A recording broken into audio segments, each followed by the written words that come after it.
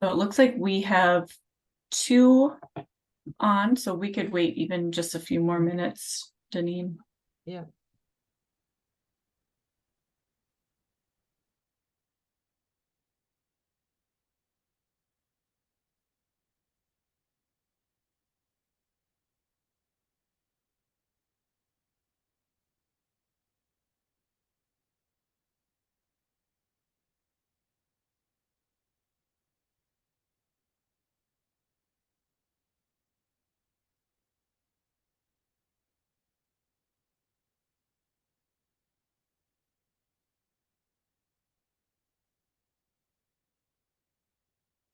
Mary, do you see there's a question in the chat? Yes, I do. Yes, everyone is automatically muted. You can send a chat or a Q&A in.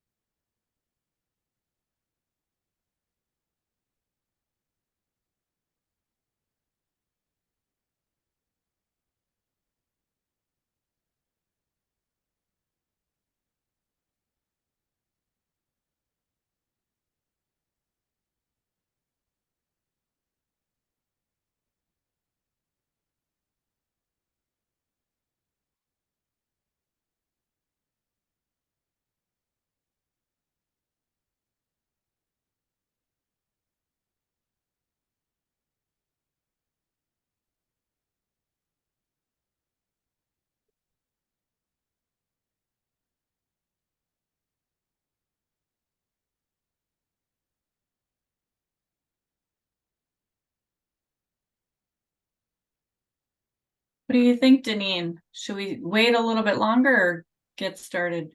I think maybe we'll start, huh? And then if people come, you can let them in. Yeah, sure. Take it away. Well, welcome everyone. I'm happy to have this back to school immunization webinar. It has been a wonderful partnership with the Foundation for a Healthy North Dakota, Family Voices, and Western Plains Public Health. We have been planning this for I don't want to say quite a while, but a little while. Immunizations are something that's really important to me. I am a nurse, so and with the population that we serve at Family Voices for children with special health care needs, really enjoyed this partnership and the importance of preventative care, in my opinion. So next slide, Mary. So just a little bit of housekeeping. Webinars attendees will be automatically muted for the presentation. If you have questions, please add them to the Q&A box. We'll be recording this presentation and we'll leave time to address any questions at the end. After the presentation, a link to the recording will be sent out along with an evaluation survey to complete. And I'm sorry, I should have probably introduced myself to those who don't know. My name is Deneen Feist, and I'm the Director for Family Voices of North Dakota. Nothing like a little late on that. So next slide, Mary. So I just wanted to have this little bit of a slide to let you know that there are many resources out there for immunizations. We were a part of the Family Voices National Vaccine Outreach Project, which you can find a lot of resources there. We also developed a vaccine fact sheet that's on our website, but for the Vaccine Outreach Project and some of those materials, you just go to www.familyvoices.org. Real simple. Next slide, Mary. So we're really grateful for Western Plains Public Health. Jody Fetch is with us this evening. She's the Nursing Department Director of Nursing, and Becky Bailey is the Health Promotion Department Community Engagement Coordinator. And some of you may know or may not know, but Western Plains has recently changed their name. So I'll let them go ahead and talk about that. Thanks, ladies.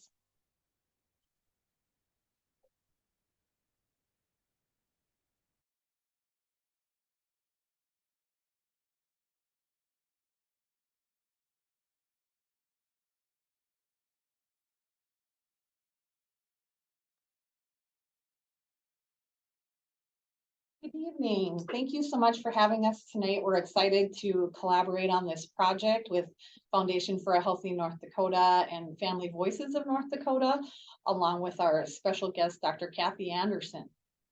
As Deneen said, my name is Becky. I work in community engagement along with a few other things at Western Plains, and Jody Fetch is also here with me tonight. We'd also like to give a shout out to our immunization coordinator, Katie L., who unfortunately is unable to be with us tonight, but she definitely played a part in planning tonight's event. Next slide, please. Western Plains Public Health is a local public health unit located in South Central North Dakota. Public health units promote and protect the health of all people and their communities. They improve our quality of life, help children thrive, reduce human suffering, and save money. Each day, public health workers are behind the scenes preventing hazards and keeping people healthy. Public health programs focus on a variety of topics, such as car seats, tobacco prevention, harm reduction, environmental health, child and adult immunizations, and more. Next slide, please. So we all have heard a lot about immunizations. They've become a major topic of interest in the past few years, especially with the anti-vaccination efforts. As public health officials, it's really important for us to continue to share the importance and efficacy of immunizations with our communities so people can make informed choices for their families to help keep them healthy. It's estimated that vaccines are likely responsible for saving more human lives than any other medical intervention in history. Next slide. We know vaccines are a critical part of preventative health care, as they have helped millions of people avoid the impact and suffering caused by devastating diseases that are easily spread from person to person. The World Health Organization estimates that 2 to 3 million deaths are prevented every year through immunization against diphtheria, tetanus, whooping cough, and measles. However, vaccine preventable diseases are still a threat and continue to infect children and adults, resulting in hospitalizations and death every year. Immunization is the best protection. Next slide, please. We thought we'd talk a little bit about having a top 10 reasons to get vaccinated. And you'll note that some of these topics are also applicable to adults, but we know we have families on the call, and people care about children and adults of all ages. So one reason to get vaccinated is that vaccine preventable diseases have not gone away. The viruses and bacteria that cause illness and death still exist, and they can be passed on to those who are unvaccinated and not protected. While many diseases are no longer common in the US, global travel makes it easy for diseases to spread. Secondly, vaccines will help keep you healthy. The Centers for Disease Control and Prevention, or CDC, recommends vaccinations throughout your life to protect against many infections. When you skip vaccines, you leave yourself vulnerable to illnesses such as shingles, flu, HPV, and hepatitis B. And HPV and hepatitis B are both leading causes of cancer. So if you do skip a vaccination, it's important to talk to your healthcare provider, because a lot of the time they can do a catch-up schedule to get you back on track, or to get your child back on track with the regular schedule. So that's important to have those conversations with your healthcare provider. Vaccines are as important at overall health as diet and exercise. So we all talk about eating well and exercising and getting regular checkups. Those things are all important, but vaccines can also play a vital role in keeping you healthy. Vaccines are one of the safest preventative care measures available. Vaccination can also mean the difference between life and death. Preventable infections can be deadly. Prior to the COVID-19 pandemic, approximately 50,000 adults died from vaccine preventable diseases in the US each year. It's also important to remember that vaccines are safe. The US has a robust approval process in place to ensure that all licensed vaccines are safe. Potential side effects associated with vaccines are uncommon and much less severe than the diseases they prevent. Next slide, please.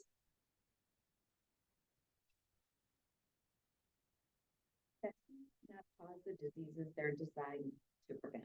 Vaccines contain either killed or weakened viruses, making it impossible to get the disease from the vaccine. Young and healthy people can get sick too. Infants and older adults are at an increased risk for serious infection and complications, but vaccine preventable diseases can strike anyone at any time. If you are young and healthy, getting vaccinated can help you stay that way. Vaccine preventable diseases are expensive.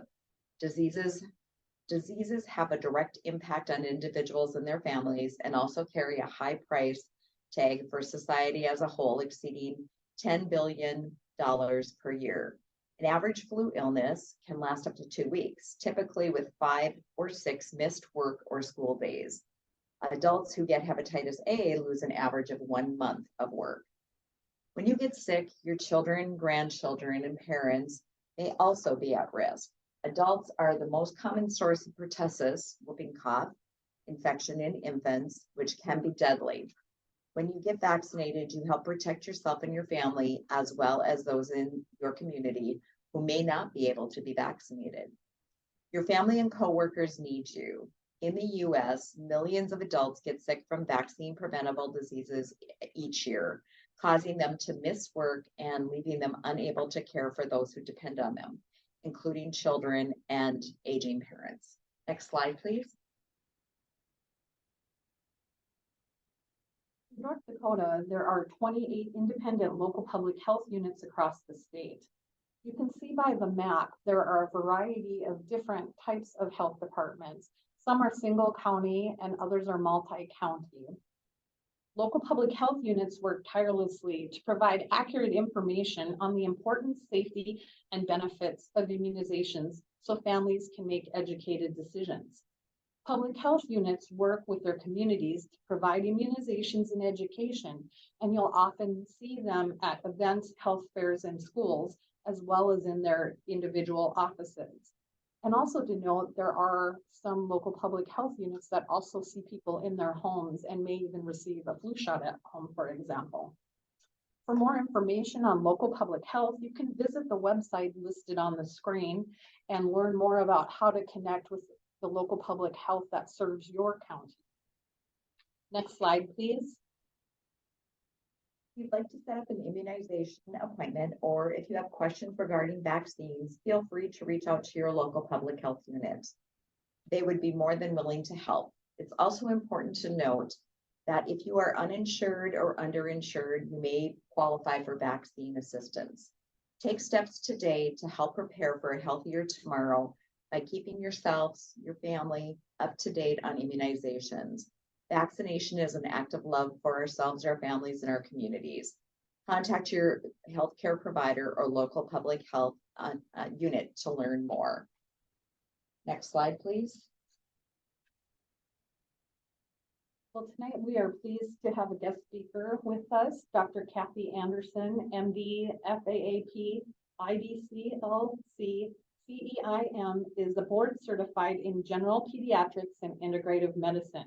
She's committed to preserving, promoting, and optimizing the health, wellness, and safety of children by providing education, consultation, and most importantly, premium quality, compassionate clinical care.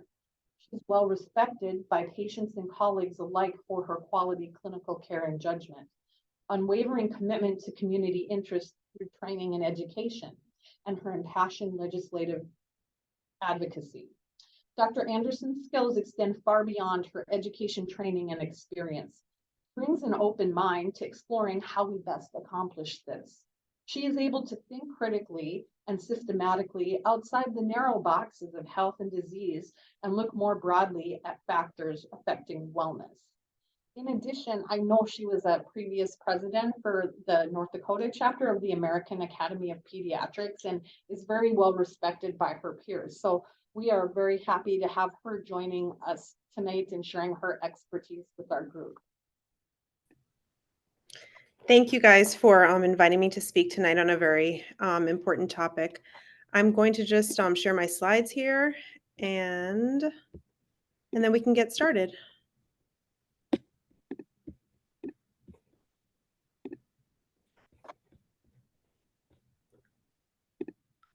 All right, can you see the screen? I can't see any faces. Yes. Okay, thank you. All right. So today we're talking about children's wellness vaccines and what the best practices are around them. Thank you for the introduction and for the invite again. Just so that we can get through materials and get through questions, I will jump in. I don't have any financial or other disclosures. So why am I here?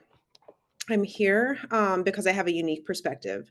I am a woman of color. I'm a first generation American with two parents from two different third world nations. And I'm an integrative medicine physician. And with each of these ways that I might define myself, I also offer you perspectives that might not be typical perspectives that you'd hear from a physician living in the US or living in our community. I serve a diverse group of patients. So in my daily practice of medicine, I have patients who choose to immunize fully, patients who do not immunize at all, and patients who do anything in the middle. As their pediatrician, I provide parents and patients with information and education to be able to make an informed decision for their children. I'm here to increase understanding. I appreciate the ability to increase understanding through sharing ideas with people who may not arrive at the same conclusions as me. And this curiosity for learning and understanding extends outside of my medical interactions. So I come to understand. And then I'm here with the intention of sharing, interacting and engaging in a respectful way with all of you that are viewing, and so that we can grow to learn and understand each other better. And so regardless of immunization decisions, my hope is that through mutual respect between child and family and myself, that families can always come to me if they have any concern regarding their children, and I can understand that they're acting to the best of their ability in their child's best interest. So why are you here? I'm assuming that you're here because you either have a child, your work is related to children or childhood vaccines, you're interested in learning about childhood wellness vaccines, or you're interested in sharing experiences regarding childhood wellness vaccines. So our objectives for today, we're going to review the history of vaccines, review the science behind vaccines, review the vaccine preventable diseases on the childhood immunization schedule, and then propose a framework for understanding disease risk and understanding vaccine risk.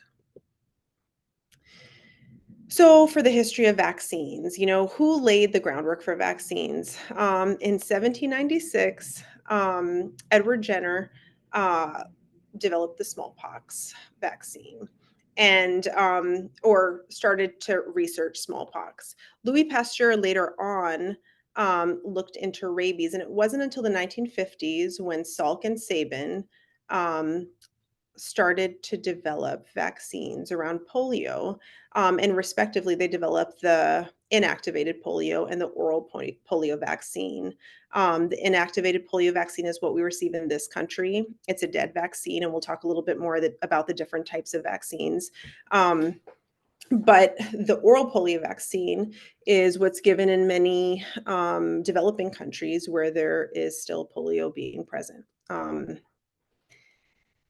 And then we're going to just kind of talk briefly about the scientific method. So basically, the reason that smallpox and rabies and polio were studied was not because they were diseases that were seen infrequently.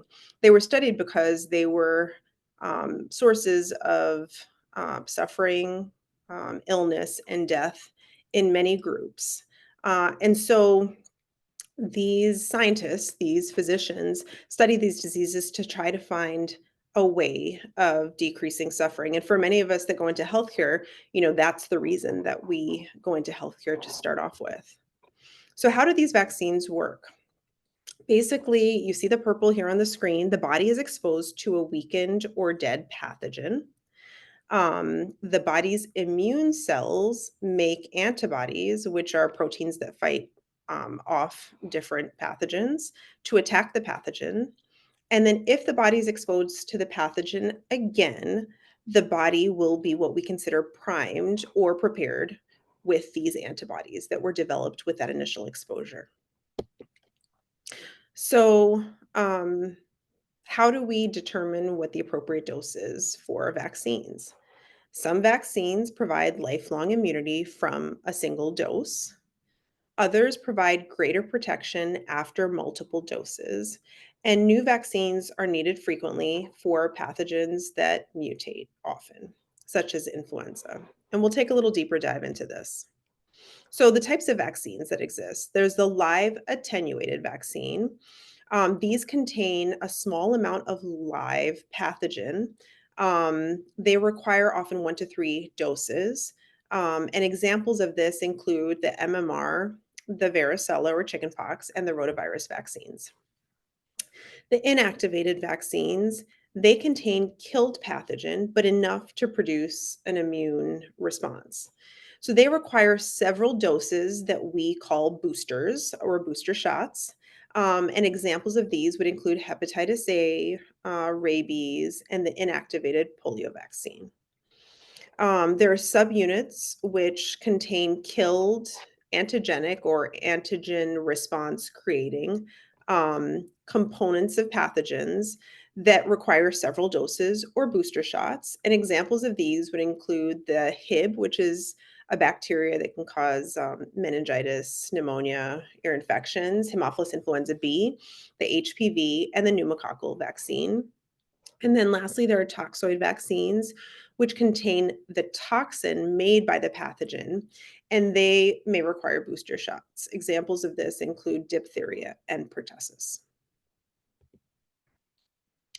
So immunization schedules are based on scientific evidence that show us that they can protect the public's health in general, so they can keep a communicable disease from being spread. And then they're made based off of robust scientific evidence. So the first part of creating a vaccine is really making sure it's safe, that it's not creating an adverse reaction. And in that first phase, usually there's 20 to 100 healthy volunteers. We're trying to answer these questions. Is the vaccine safe? Does it seem like it's working? Are there any serious side effects? And how is the dose related to the side effect? Now, in the second phase, we have several hundred volunteers. And what we're asking in this part of vaccine testing is, what are the most common short-term side effects? How are the volunteers' immune systems responding to the vaccine? So what kind of immune response is it creating? And then in the third phase, there are hundreds of thousands of volunteers. And here we're looking at the question of, how do people who get the vaccine and people who do not. Compare. Is the vaccine safe again? And then is it effective at creating an immunologic response or having you create antibodies?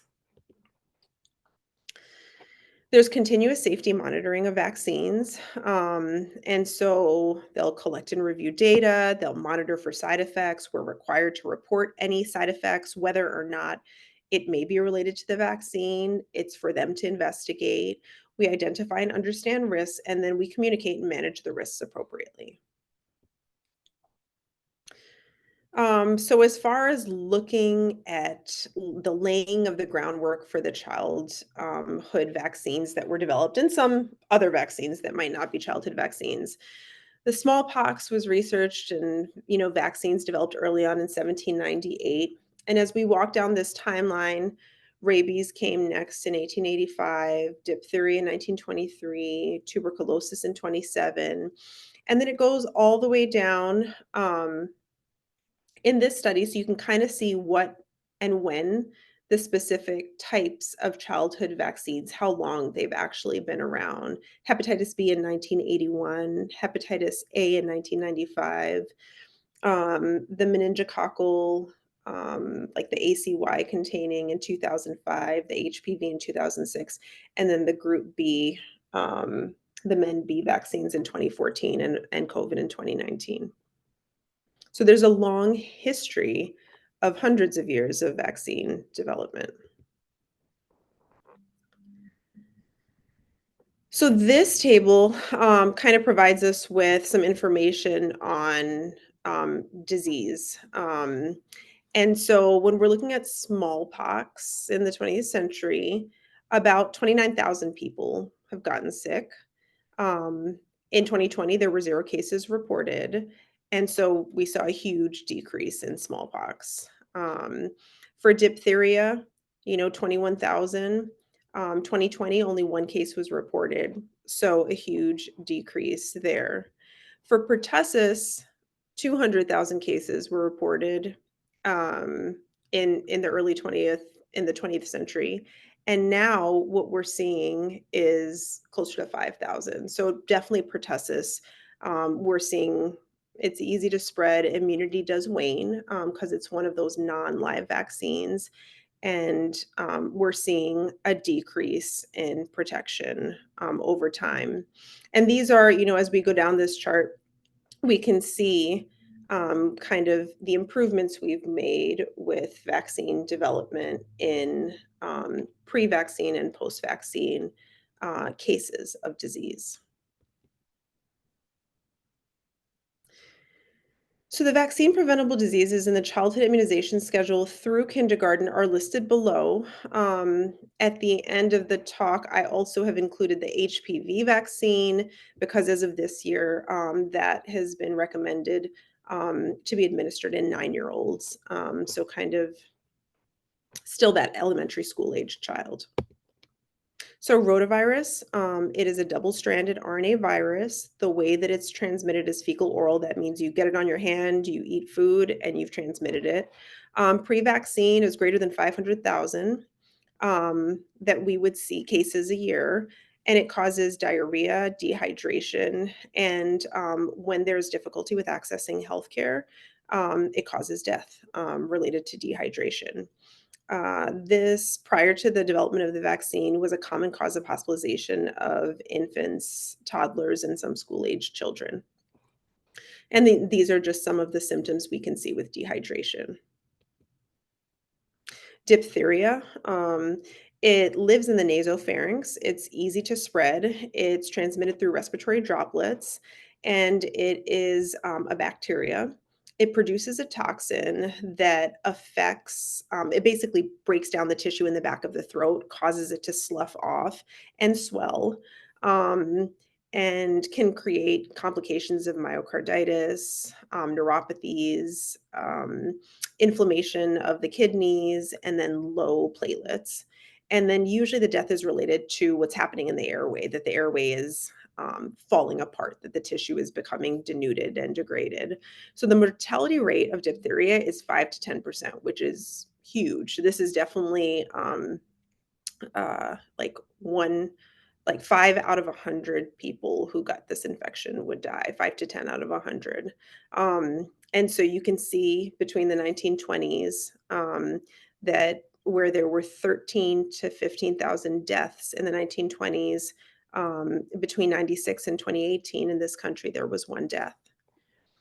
With 3 doses of this vaccine, a person is 95% immune. So, tetanus, this is another bacteria. It's not communicable. You get it through puncture wounds and through dirt. And the spores enter from the soil or excrement. This organism produces a toxin that causes a spastic paralysis, which is kind of what you see in this image here. And it can be very painful, causing muscular contractions, and then eventually causing spasms in the throat, pulmonary embolisms, and paralysis. Um, 500 to 600 cases a year is what occurred before the vaccine was developed. And in 2018, there were 23 cases and no deaths. The mortality rate prior to that was about 2.5 per 100K in 1900, and now it's near to zero. So pertussis is another gram-negative bacteria. It creates a toxin. It's transmitted through respiratory droplets. It's easy to spread. We see pertussis within the community all the time. It's commonly spread from adults, as was mentioned earlier, and it typically causes a nagging cough in older children and adults. But if an infant contracts pertussis, they can cough to the point that they stop breathing, or to the point that it develops, it causes brain bleeds. So it can be fatal or neurologically devastating. And in this child, what you're seeing are sort of broken down blood vessels in the superficial skin around the eye, in the eyeball itself, related to forceful coughing. So there's increased inflammation, increased pulmonary secretions, and it's before the vaccine, it was one of the most common causes of child mortality in the US. So before the vaccine, 175,000 cases a year and about 10,000 deaths, and infants were at high risk. So bacterial meningitis is an infection of the tissue around the brain. And in a best case scenario, if a child contracts bacterial meningitis, they have hearing loss. It can be rapidly fatal. It can be significantly neurologically devastating. There are 2 vaccines that are given at 2, 4, and 6 months, as well as 15 months, that protect against neonatal bacterial meningitis, the pneumococcal vaccine. And there's been a newly developed vaccine for this. So they're replacing the 13, sort of the 13 for the pneumococcal, so 13 different strains of pneumococcal, by one that is now 20 different strains of the pneumococcal, and then the Haemophilus influenza type B. So these are just 2 different families of bacteria that can cause meningitis, pneumonias, and ear infections in infants and young children. So for the Haemophilus influenza B, it colonizes the nasopharynx, so the nose and the back of the throat. It's spread through respiratory droplets. It's limited that you would catch it from someone else, but it can live within our nose and the back of our throat for many people. It's the leading cause of meningitis in kids under 5, and in 2/3 of kids who had meningitis, it was related to Haemophilus influenza type B before the vaccine was developed. And so hearing loss, kind of what we talked about before, mental retardation, seizure disorder, cognitive developmental delay, paralysis, and it had a mortality rate of 4%. So these diagnoses, besides meningitis, are all different areas where this bacteria can infect the heart, around the heart, the bone, the lungs, the epiglottis, and then the skin. Before the vaccine, there were about 20,000 cases a year. And between 2009 and 2018, 36 cases were noted in kids under 5.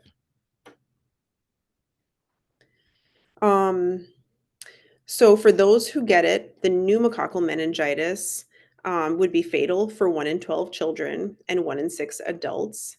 And we can see that the rates of invasive pneumococcal disease decrease significantly with the introduction of the vaccines.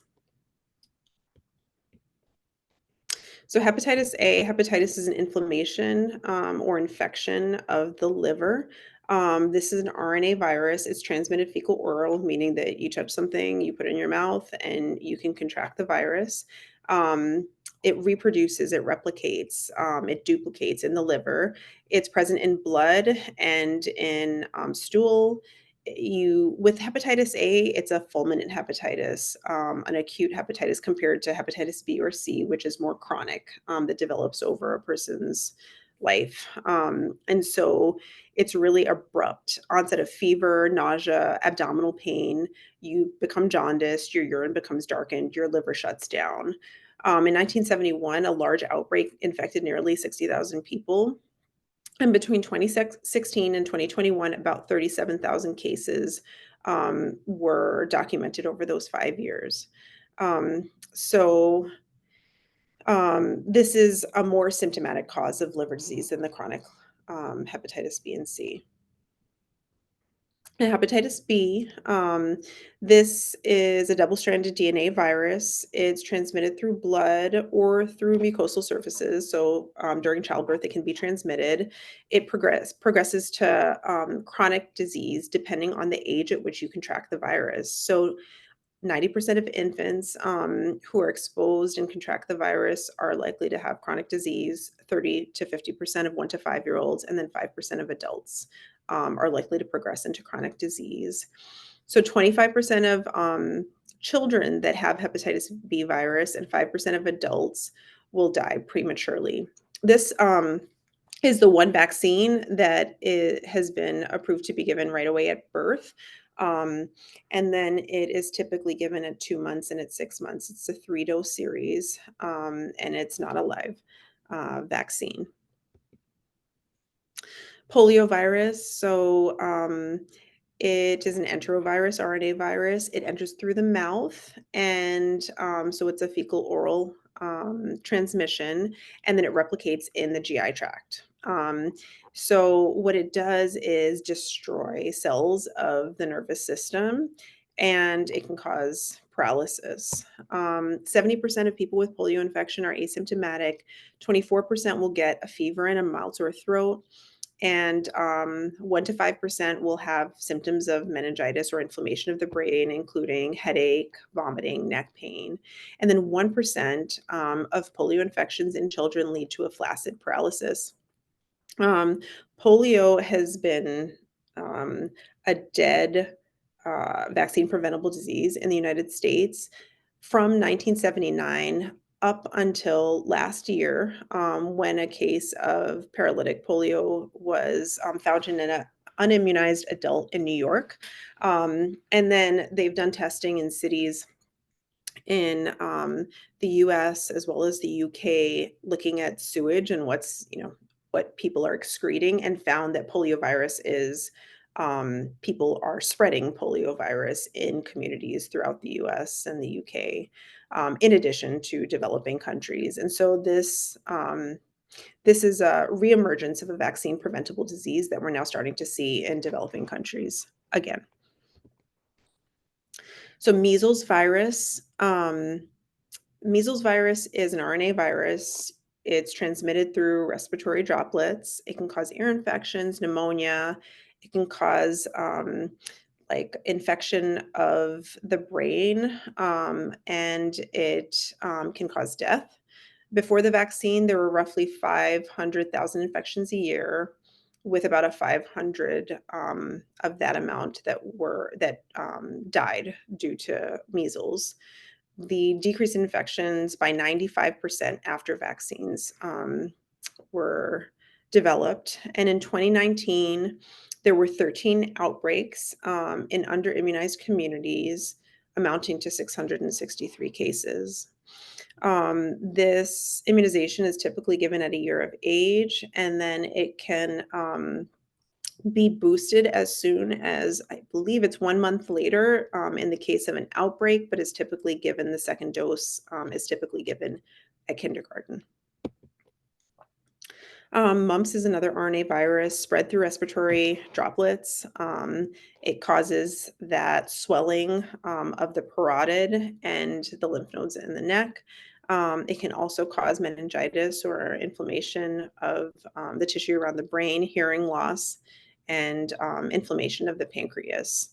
In 1968, there was 152,000 cases.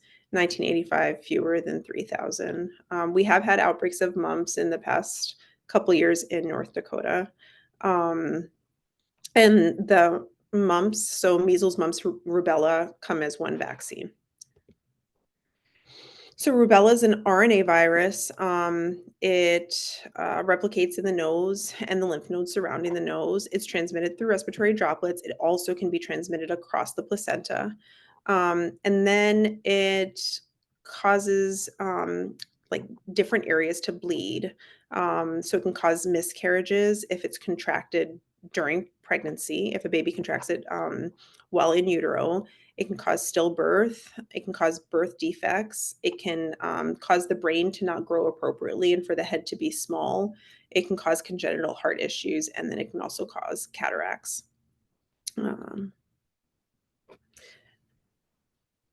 Varicella virus is chickenpox. It's a herpes virus. It's transmitted through respiratory droplets. Probably a number of people watching this have had chickenpox themselves.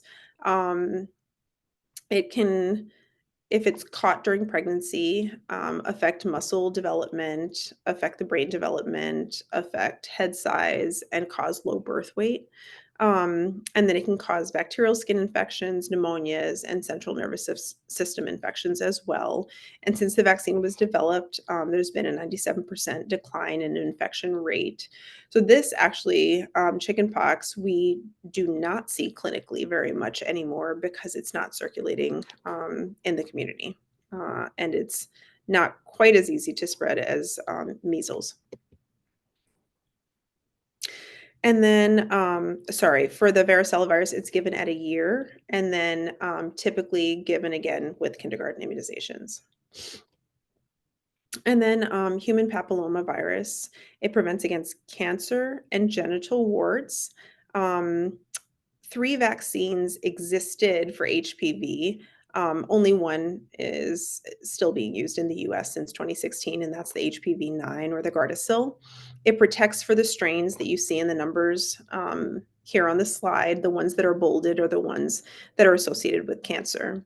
So currently, as of this year, the recommendation is to start both boys and girls at the age of 9 with a 2-dose series spaced out by at least 6 months.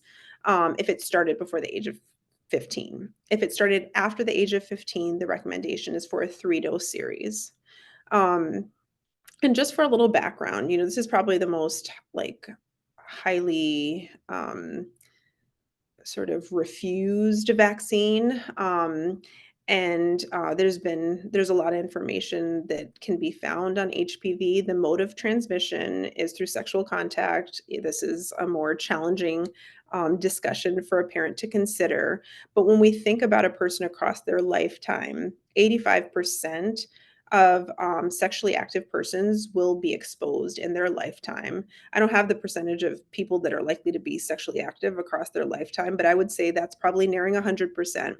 And so there's been an 88% reduction in HPV that causes genital warts and cancers in teens, and an 81% reduction in the genital warts and cancers in young women since distribution of this vaccine. And HPV is estimated to cause over 36,000 cancers a year. This image here helps to remind us where the cancers can form. So cancers of the mouth, throat, and upper GI tract. So esophageal, throat cancer, oral cancer. Um, then penile cancer, anal cancer, and cervical cancer, in addition to genital warts. In all these cancers, the only cancer that there is screening for is cervical cancer. And cervical cancer used to be the number one cause of cancer death in women in this country before we started doing pap smears. So a very important vaccine that prevents cancer. So, it's important to just remember vaccines are here to protect the community, and community immunity is important in order for the vaccines to work well. So, when a sufficient number of the population is immune to a specific pathogen, then that decreases the spread from person to person. Now, the coverage threshold means the minimal percentage of individuals that need to be immune to a specific disease in order for an outbreak to be prevented. And this coverage threshold is different based off the vaccines and the diseases. So when no one's immunized, the disease spreads through a population, pretty quickly. When some of the population is immunized, the disease spreads through some of the population. And when most of the population is immunized, usually we can limit the spread of the disease.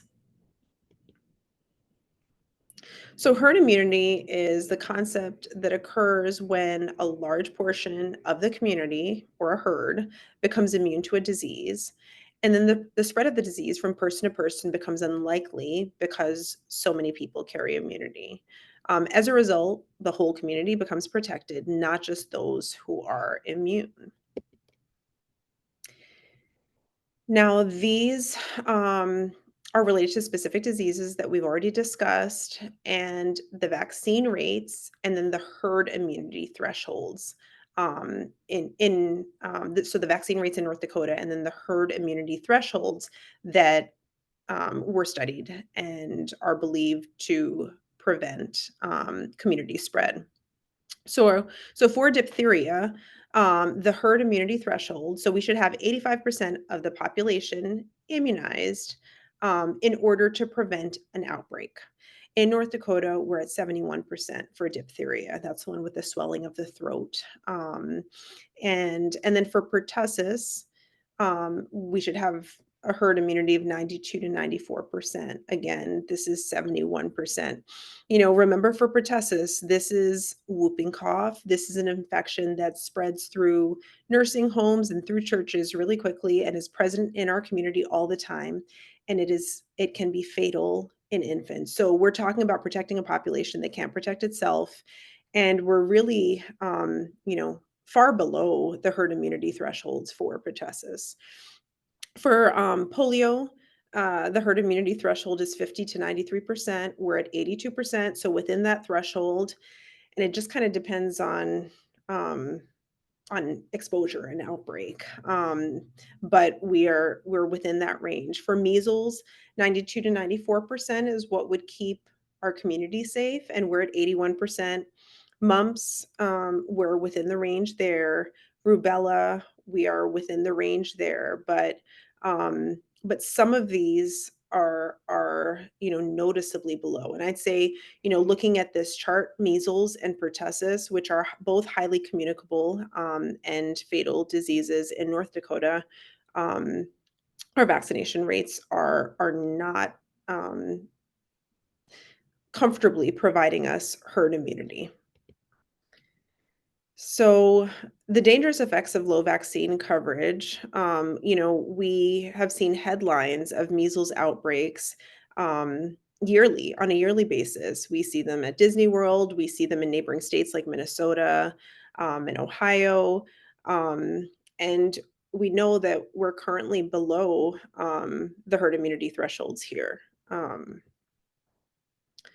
So to weigh disease risk and vaccine risk, really, the big question is, how do we work together to keep our children safe and our children and ourselves safe from suffering? I mean, this is my question, right? This is why I do what I do on a daily basis.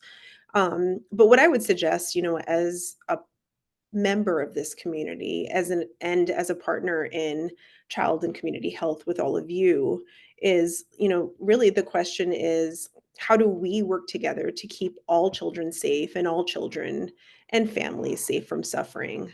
I know that these numbers may not mean a lot as we go through them, but what should be clear is these numbers translate into individuals within our community and lives within our community. And these things have happened before. So we really do need to consider how we can not allow history to happen again. Thank you. Thank you so much. I'm going to put my screen back up.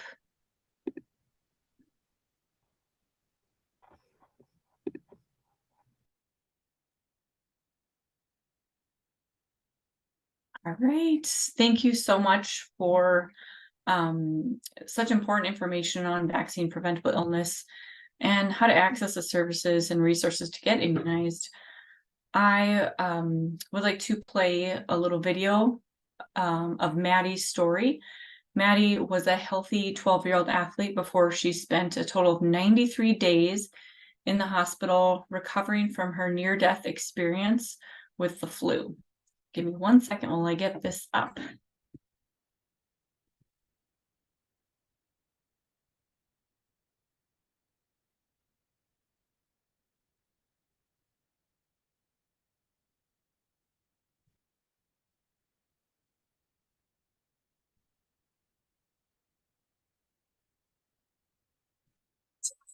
I thought the flu was just the flu, something that you get and you rest and you hydrate, maybe take some medicine, but you eventually get over it within a couple days.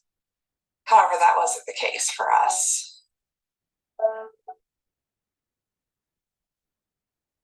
I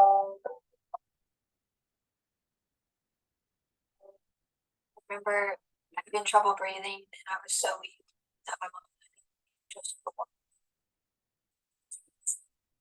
We knew at that time that we needed to get her to the hospital. Her breathing was so bad that they had to intubate her. I had to go into her room and let her know that they were going to put her to sleep to give her some strong medicines.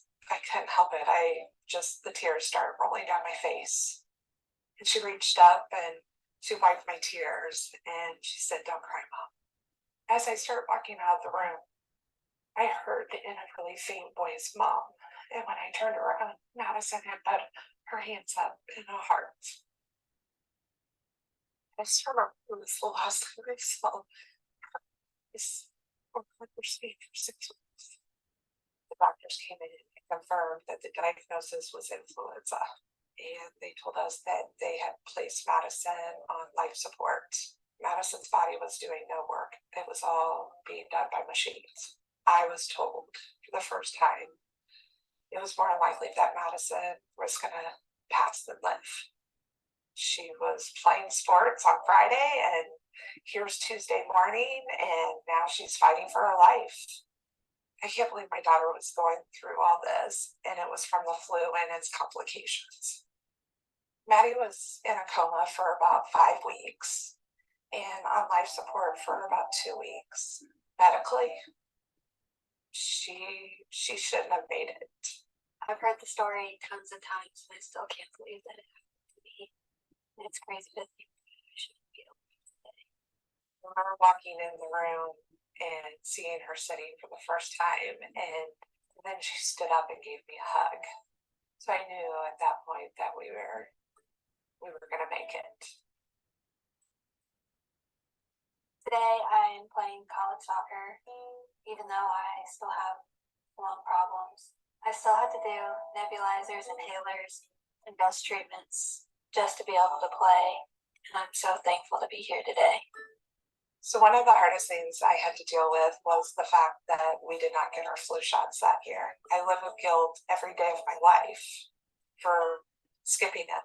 Now, as a family, we make sure we get our flu vaccine every year at the beginning of each season. Whenever I hear my friends say that it's just the flu, it scares me because I don't want them to ever have to go through what me and my family went through.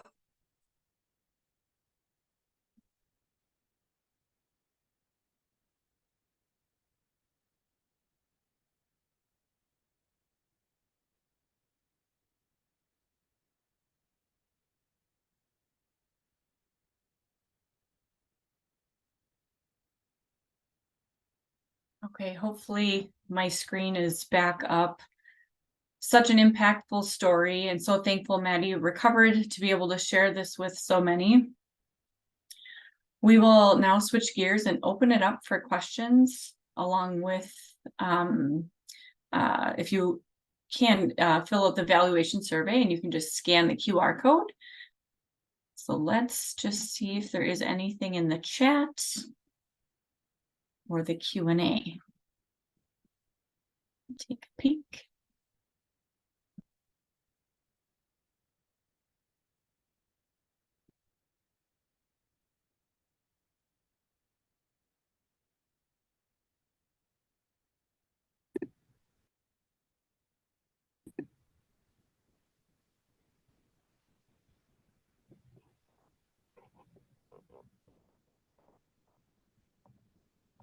I don't see any questions yet. We can give it another minute.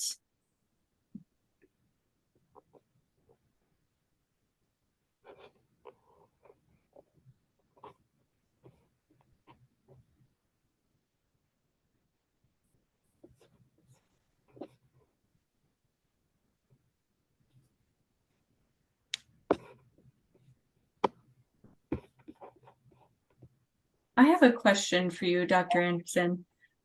Sure. When families are coming in for the HPV vaccination, what are you seeing? What are the reservations in getting that? Um, it's mixed. For some, it's like a new vaccine, new quote unquote vaccine, and they don't know much about it, so they want to learn more.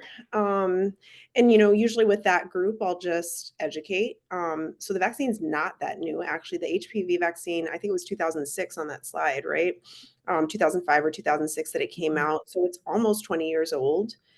There has been a lot of data collected on vaccine side effects, efficacy, and there's been enough time to actually see the reduction in effect on the population as far as the diseases that the vaccine is supposed to prevent against, like the cancers and the HPV. So I'll usually educate. There are some, as soon as I bring up the vaccine, they don't want me to talk about any of it.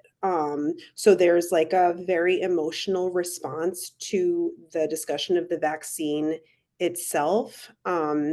And I think that, I'll usually suggest, that we separate the discussion of the vaccine and the fact that it prevents for cancer from the mode of transmission, which is irrelevant as far as cancer prevention when you think about just the general population having some lifetime exposure.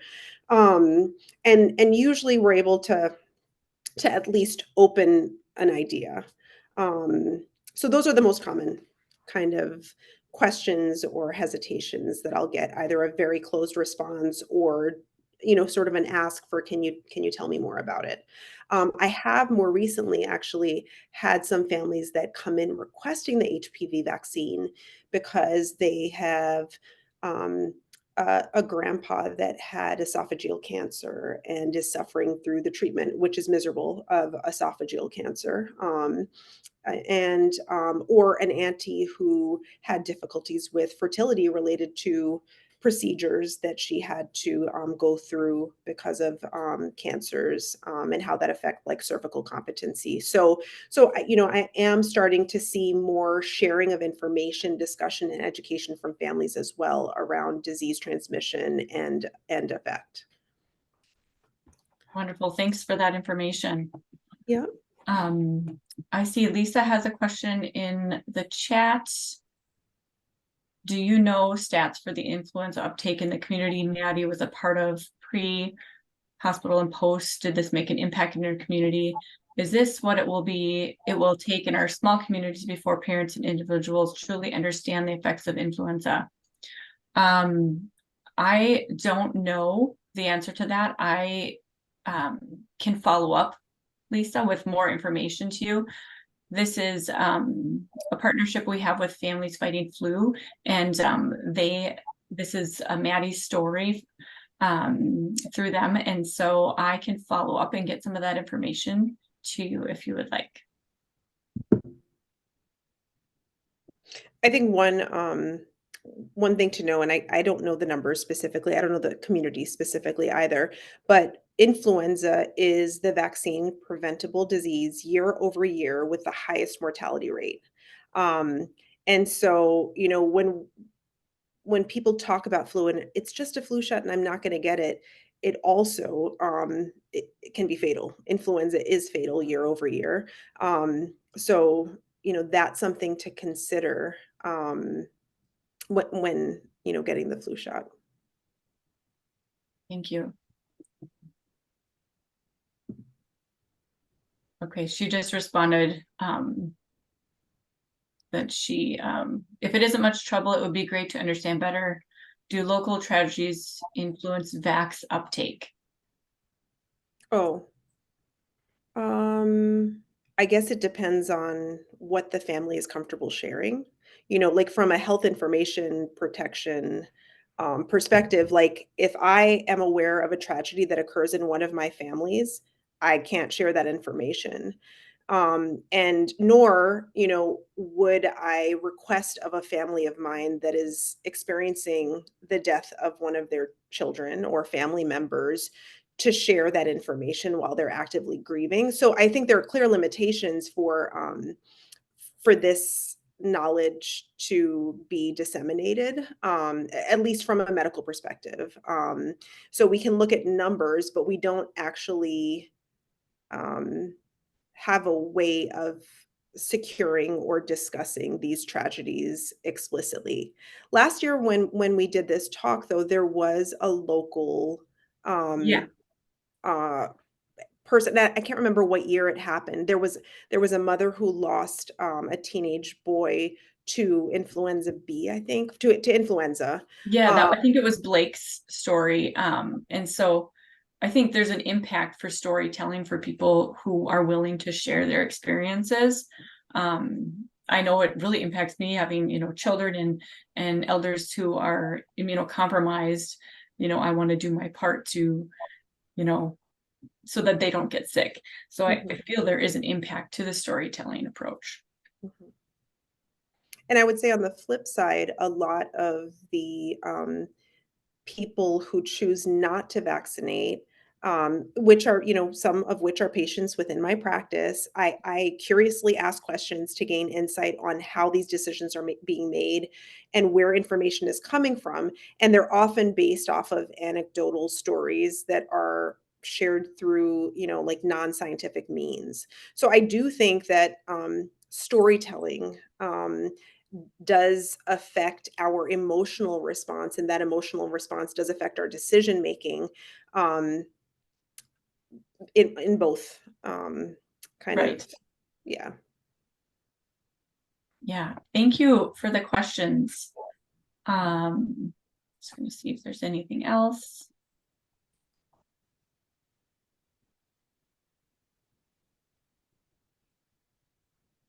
I don't see any other questions, so we will move to the next slide. So thank you so much to our presenters for being here today, and to the people who could attend. We really appreciate it. We would love to connect with everyone. This page has contact pages for the organizations that will be also sent out in the follow-up webinar with the recording. We would love you to be a part of the coalition for Foundation for Healthy North Dakota, and you can do that by visiting foundationnd.org and joining. Thanks again, everyone, so much, and have a great night. Thank you, Mary. Good night, everyone. Thank you. Good night. Thank you, guys. Good night.